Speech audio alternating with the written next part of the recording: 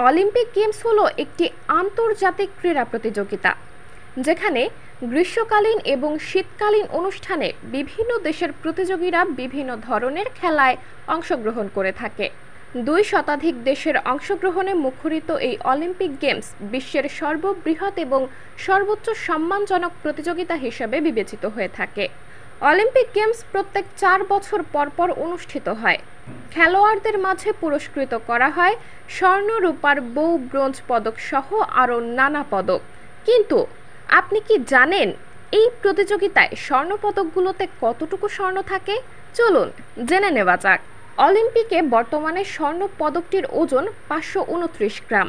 এর মধ্যে কেবল 6 গ্রাম স্বর্ণ রয়েছে, অর্থাৎ পদকের মোট ওজনের প্রায় 1.3% স্বর্ণ। বাকিটা খাঁটি রূপা। স্বর্ণের অংশটি কেবল রূপালী কোরের উপরে একটি প্লেট দিয়ে গঠিত।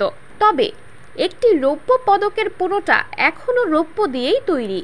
ব্রোঞ্জ পদকটি তামা, টিন এবং দস্তার মিশ্রণে তৈরি হয়। 2024 অলিম্পিকে যে স্বর্ণপদক দেওয়া হচ্ছে তার দাম 950 ইউরো, যা বাংলাদেশি মুদ্রায় 1,21,000 টাকা। সাধারণত 92.5% বিশুদ্ধ রূপা দিয়ে তৈরি করা হয় এই মেডেল। তার উপর অন্তত 6 গ্রাম সোনার আস্তরণ থাকে।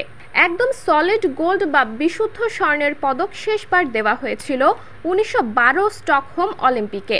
কিন্তু প্রথম বিশ্বযুদ্ধ পরবর্তী অর্থ সঞ্চয় নীতির কারণে 1920 সাল থেকে পদক তৈরিতে স্বর্ণের পরিমাণ কমিয়ে দেওয়া হয়েছে।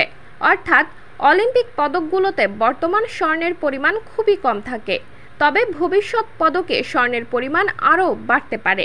সাবরিনা জলিল, সবার কথা।